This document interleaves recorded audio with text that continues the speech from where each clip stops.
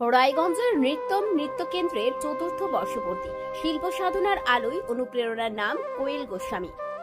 রায়গঞ্জের বিধানমঞ্চ যেন এক অন্যরকম শান্ত, স্নিগ্ধ ও শিল্পময় আবহে ভরে উঠেছিল।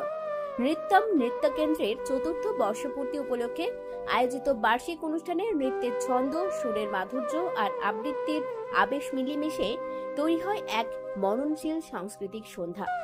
নৃত্যম নৃত্যকেন্দ্রের কর্ণধার ও নৃত্যশিল্পী কোয়েল গোস্বামীর উদ্যোগে আয়োজিত ক্ষুদে শিল্পী থেকে বড় সকলের নিবেদিত পরিবেশনা দর্শকদের হৃদয় ছুঁয়ে যায়। অনুষ্ঠানের প্রতিটি মুহূর্ত যেন শিল্প চর্চার এক গভীর বার্তা বহন করছিল।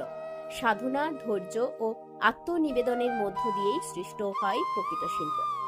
নৃত্য পরিবেশনার পাশাপাশি গান, কবিতা ও আবৃত্তি সুরেলা উপস্থাপনা উপস্থিত দর্শকদের মনে এনে দেয় এক অনাবিল প্রশান্তি।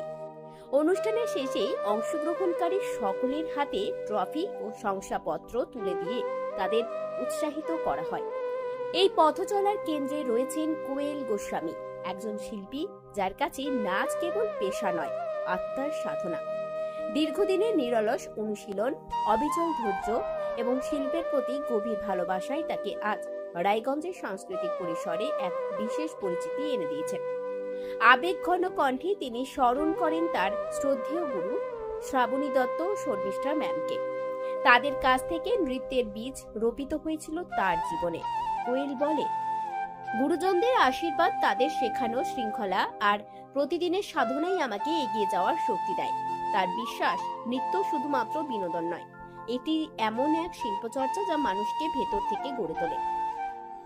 শরীর চর্চার পাশাপাশি এটি মনকে শান্ত করে, আত্মবিশ্বাস বাড়ায় এবং সৃজনশীলতার বিকাশ ঘটায়। কোয়েল গোস্বামীর এই নিরলস সাধনা, ধৈর্য ও একাগ্রতা আজ সাধারণ মানুষের মনে বিশেষ আকর্ষণ সৃষ্টি করেছে। স্থানীয় সাংস্কৃতিক মহলের মতে তার এই অধ্যবসায় আগামী দিনে রায়গঞ্জের সাংস্কৃতিক জগতের আরো উজ্জ্বল দৃষ্টান্ত স্থাপন করবে এবং নতুন প্রজন্মকে শিল্পের পথে এগিয়ে যেতে অনুপ্রাণিত করবে।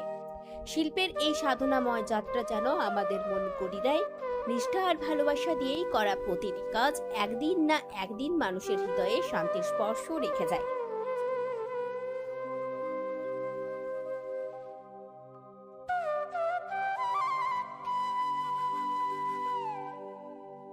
আপনার নাম?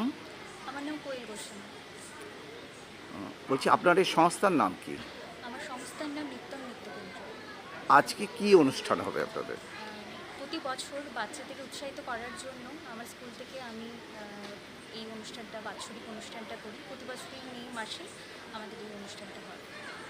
আচ্ছা, মানে এটা কি রবীন্দ্র জয়ন্তী উপলক্ষে করেন নাকি আপনার স্কুলেরই শুধু রবীন্দ্র বাচ্চা? জয়ন্তী নয়, তবে রবীন্দ্রনাথের শ্রদ্ধা অঞ্জলি দেওয়ার জন্য রবীন্দ্রনাথের গান দিয়ে আমরা শুরু করি, কিন্তু আমাদের একটা বাৎসরিক অনুষ্ঠান হয়। মানে সময়টা তো ঠিক রবীন্দ্র পক্ষ, হ্যাঁ, তো তাই বলছি। রবীন্দ্রনাথকে শুরু করেই আমরা আমাদের অনুষ্ঠানটা শুরু করি। আচ্ছা, কি কি হয় আপনাদের এখানে? আমাদের এখানে বাচ্চাদের সাথে মায়েরা পারফরমেন্স করে, এমন কি আমাদের এখানে 2.5 বছর থেকে বাচ্চারা নাচ শেখে। ছোট ছোট বাচ্চাদের নিয়ে খুব সুন্দর মনোমুগ্ধকর একটা পরিবেশ হয়। প্রতি বছর আমরা বাচ্চারা থেকে শুরু করে মায়েরা সবাই ভীষণ আনন্দ হয়। আপনি নিশ্চয়ই শেখার দিদিমণি, এবং তার সঙ্গে কি আপনার সঙ্গে কি আরও রয়েছেন না না না, আমি দিদিমণি? একাই। তাই? আচ্ছা, কেমন লাগে এই যে প্রায় ছোটদের থেকে নিত্য নিত্য নতুন নতুন শিল্পী তৈরি করছেন, এটা কেমন লাগে আপনার? ভীষণ ভালো লাগে, কারণ সেই 10 বছর ধরে আমার শেখানো শুরু হয়। 4 বছর ধরে আমি শুরু করেছি আমার এই অনুষ্ঠান নৃত্যার্পণ। আর ছোটদের নিয়ে, ছোটরা একটু একটু করে বড় হচ্ছে, তার সাথে আমিও বড় হচ্ছি, তা আমার ভীষণ ভালো লাগে। মানে আপনার এই শেখাটা কোথা থেকে? আমি শিখেছি আমার গুরু শ্রীমতী শ্রাবণী দত্ত এবং শর্মিষ্ঠা ম্যামের কাছে। বিরজু মহারাজজি স্টুডেন্ট উনি। আচ্ছা, আজকে কি কি অনুষ্ঠান হবে? আজকে গান আছে, আবৃত্তি আছে, আমার বাচ্চাদের নাচ আছে, তো এবং সাথে বাচ্চাদের মায়েদেরও নাচ আছে। বিশেষ এবং কিছু? আমিও পারফরমেন্স করছি। আচ্ছা। কোনোবার করা হয় না, এবার আমার বড় স্টুডেন্টদের সাথে আমিও পারফরমেন্স করছি। আচ্ছা, এর উপকারিতা কিছু বলতে পারবেন? এই যে বাচ্চাদেরকে যে এই যে নিত্যমুখী করা, গান বাজনার মধ্যে রাখা, এতে কি লাভ কি হয়? এতে লাভ একটা এটাই হচ্ছে, বাচ্চারা প্রতি বছর নিত্য নতুন গানে পারফরমেন্স করে স্টেজ ফ্রি ওরা হচ্ছে। স্টেজ ফ্রি টাকাটা ভীষণ জরুরি, এবং তারা আমাদের সারা বছর আমরা প্রচুর অনুষ্ঠান করি, দুর্গাপুজোর ক্যার্নিভাল, কালী পুজোর ক্যার্নিভাল প্রচুর করি। আর একান্ত এই আমাদের নিজস্ব এই প্রোগ্রাম করে ওরা ভীষণ ফ্রি হয়ে যাচ্ছে। এই কাজটা আমার খুব ভালো হচ্ছে, কারণ স্টুডেন্টরা ভীষণ ফ্রি হয়ে যাচ্ছে। ওরা শুধু স্টেজ নয়, বাইরের অন্যান্য জায়গায় ওরা খুব ফ্রিলি স্টেজ ইউজ করতে পারছে। ধন্যবাদ। রক্তের সমস্যা কি অবহেলা করছেন? অ্যানিমিয়া, ইনফেকশন থেকে শুরু করে ব্লাড ক্যান্সার, সময় মতো সঠিক ডায়াগনোসিস অত্যন্ত জরুরি। অ্যানিমিয়া ও ডেফিসিয়েন্সি প্রোফাইল টেস্ট, ব্লিডিং ও clotting test, advanced haematology test, cancer marker test, আধুনিক ডায়াগনস্টিকের মাধ্যমে রক্তের প্রতিটি সমস্যার নির্ভুল শনাক্তকরণ নিশ্চিত করা হয়। জীবনরেখা হাসপাতালে এখন রয়েছে সম্পূর্ণ হেমাটোলজি টেস্ট সুবিধা। আজই পরীক্ষা করুন, সুস্থ থাকুন।